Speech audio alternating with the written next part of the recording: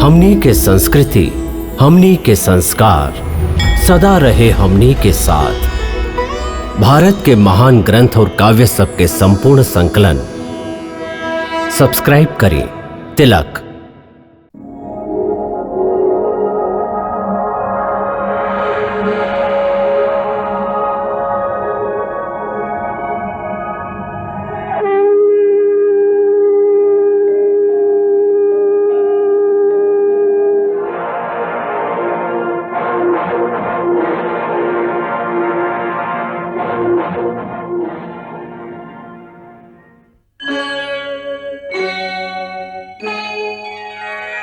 कृष्णा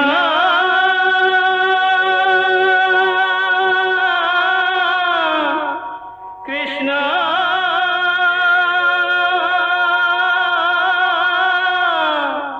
हरे कृष्णा हरे हरे।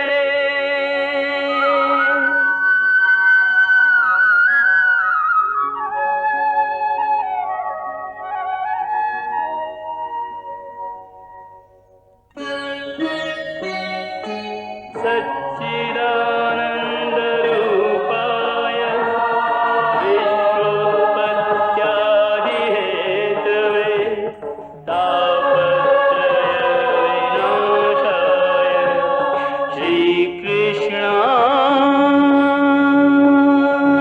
वयं नमः।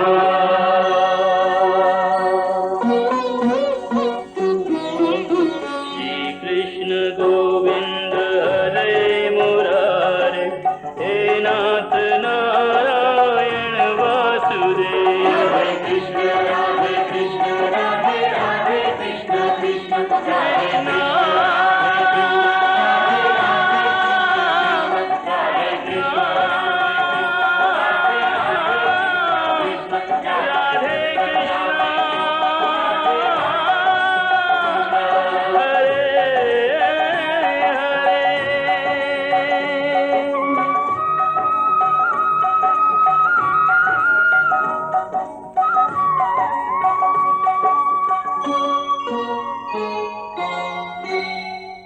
अब हमके समय गंवावले बिना द्वारका जाए के हुई।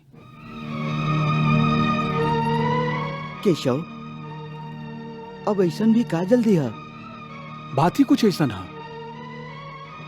द्वारका पर संकट के काली घटा जे छाया लागल है। संकट के काली घटा? हाँ पार्थ, ऐसन कौन सा संकट आ गई है केशव, जेकरा कारण मोचन भी चिंतित हो गई बाड़न? ओह संकट के नाम है असुर राज वज्रनाभ।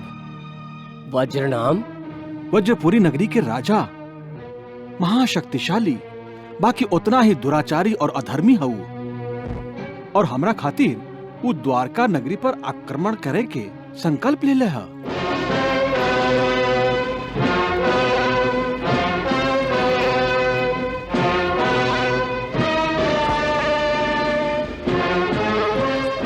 कृष्ण, वो ग्वाला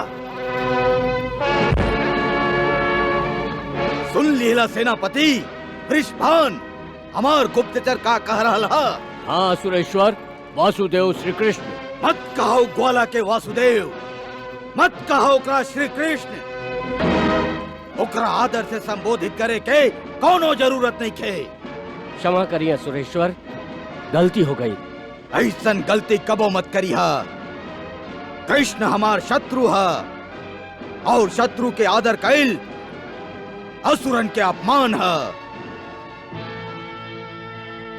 जा गुप्तचर हस्तिनापुर जा और हमके ओह ग्वाला कृष्ण के बारे में हर पल हर दिन के समाचार लगातार भेजत रहा।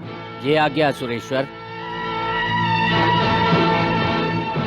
सेनापति वृषभान, हमार गुप्तचर के अनुसार वो ग्वाला कृष्ण अबहियो हस्तिनापुर में ही है, द्वारिका में ना। हाँ सुरेश्वर। वो ग्वाला धर्म धर्म के पाठ सगरे संसार के पढ़ावत आइल है। बाकी अब समय आ गई है कि हम ओकरा के ओकरे भाषा में धर्म के वह पाठ पढ़ाई हमरा हाथ में एगो सुनहरा अवसर आयल है कृष्ण के असुरन के धर्म और अधर्म समझावे के।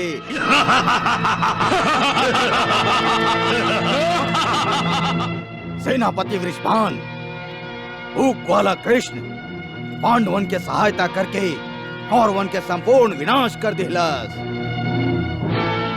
कौरवन के पक्ष से युद्ध करे वालन हमार असुर मित्रन के निर्मम हत्या कैले है।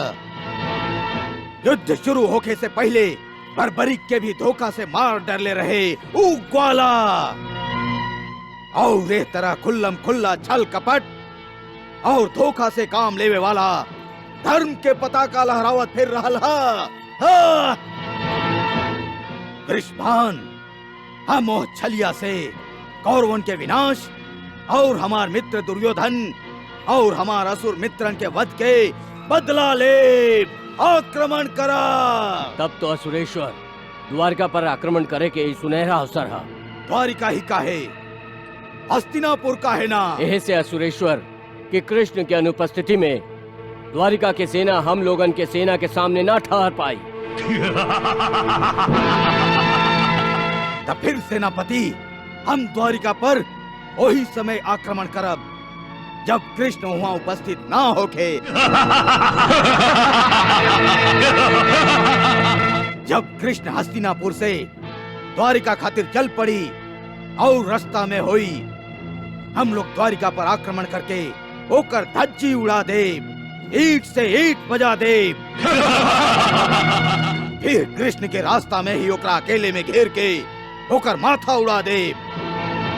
और फिर कृष्ण जेकरा धर्म कहत आइल है वही अधर्म के राज्य पृथ्वी लोक पर स्थापित करब।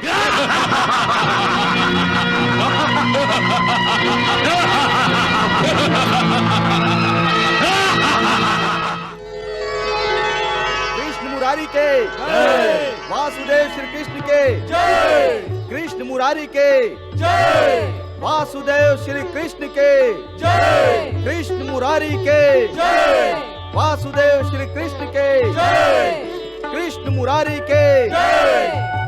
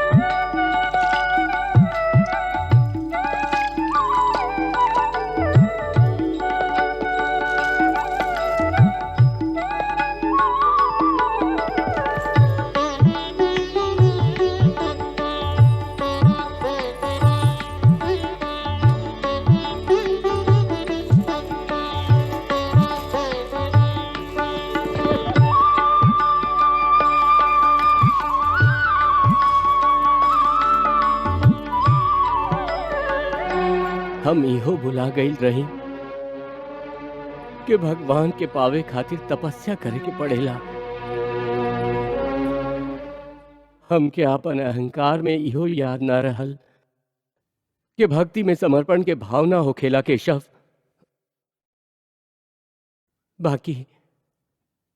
बाकी हम अपन अहंकार के अधीन होके अपना आप के ईश्वर समझ बैठल रही, जबकि तू हमरा सामने ठाड़ रहा केशव।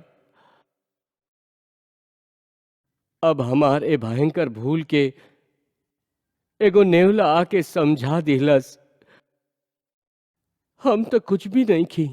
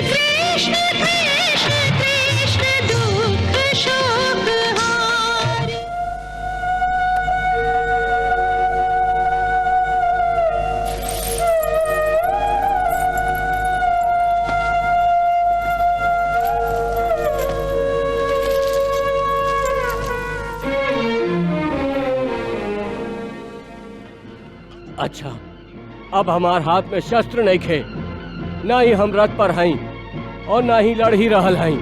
बाकी आपके मन में था युद्ध करे के विचार है ना? हाँ, जे वीर मन से भी नारायण अस्त्र से युद्ध करे के विचार भी रखल चाहेला, चाहे उन शस्त्र ही काहे ना होके, नारायण अस्त्र ओकर विनाश कर देवेला।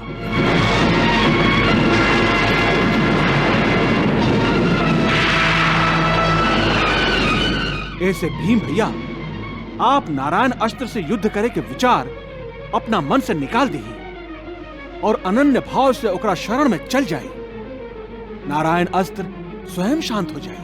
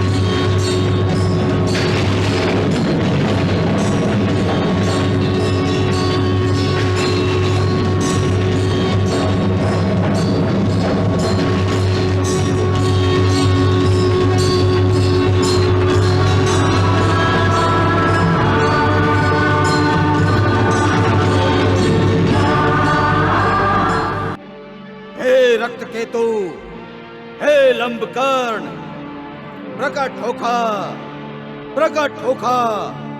हे अशुरेश्वर वज्रनाभ, तोहके प्रकट होके खातिर आह्वान करत हई। प्रकट होखा, प्रकट होखा। हे लंबकर्ण, रक्त केतु, प्रकट होखा। प्रणाम असुरेश्वर। विजयी होखा। जरूर विजयी होखा। बताइए असुरेश्वर, आपके कौन शत्रु के विनाश करके ये रक्त केतु के विजय प्राप्त करे के हा?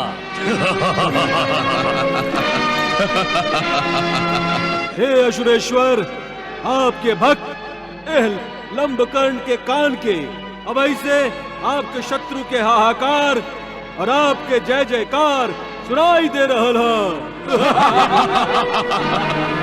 बताइए असुरेश्वर, आपके कौन शत्रु के माया के जाल में फंसा के आपके चरण में डाले के हा? हमार भक्त असुर लोग, तू दोनों के असुरन के परम शत्रु कृष्ण के विनाश करे के हा। ये हमार सौभाग्य है कि जे हम लोग के ऐसा हट्टा कट्टा शिकार करे के मौका मिल रहा है। गुप्तचर से ही सनेसा प्राप्त भइल है कि कृष्ण हस्तिनापुर से द्वारिका खातिर कौनो भी पल हस्तिनापुर से चल पड़ी।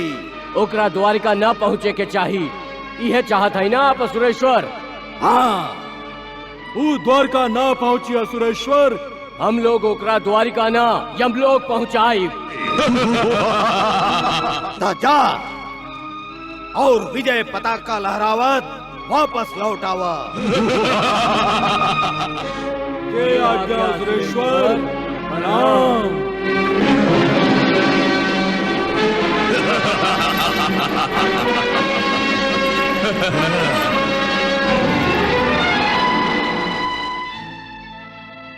दादी माँ, आप? प्रणाम। आई दादी माँ, आई, पधारी।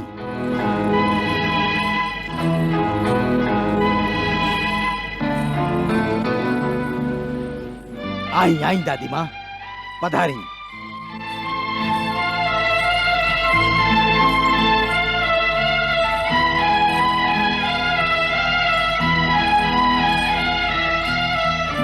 आई दादी माँ, पधारी। बैठी दादी माँ।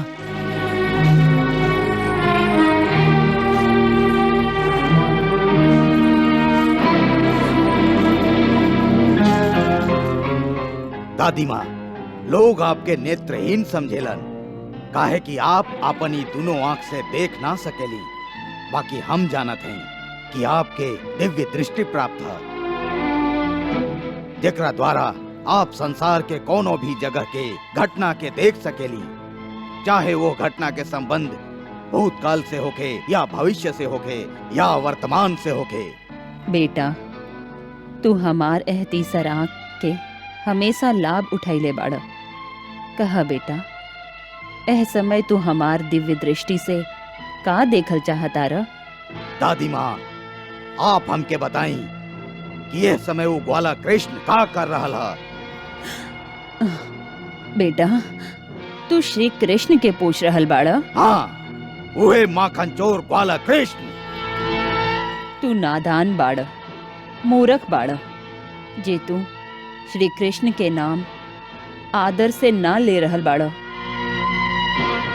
हमरा खातिर त श्री कृष्ण भगवान बाड़न, बाकी तू उनका भगवान ना मनबा। काश ऐसन होइत त असुरन के कल्याण हो जाई। कृष्ण मुरारी के जय। वासुदेव श्री कृष्ण के जय। कृष्ण मुरारी के जय। वासुदेव श्री कृष्ण के जय। कृष्ण मुरारी के जय। कृष्ण मुरारी के जय। वासुदेव श्री कृष्ण के जय। कृष्ण मुरारी के जय। कृष्ण मुरारी के जय। वासुदेव श्री कृष्ण के जय। जल्दी बताएं दादी माँ, ये समय आप का देख रहा हैं? हम श्री कृष्ण के देख रहल हई ब्रजनाभ। कृष्ण के का कर रहा है ग्वाला है समय? बेटा, एह समय देव की पुत्र श्री कृष्ण द्वारका जाए खातिर निकलल बाड़न। ई ओकर अंतिम यात्रा हुई दादी माँ, अंतिम यात्रा हुई। ई तुहार भ्रम है बेटा। हम तोहके भविष्य बता सकत रही, बाकी हम होनी के रास्ता में रोड़ा बनल नहीं चाहत। अब देखब दादी माँ, वो ग्वाला कैसे हमार असुरन के जाल में फंस के फड़फड़ाई।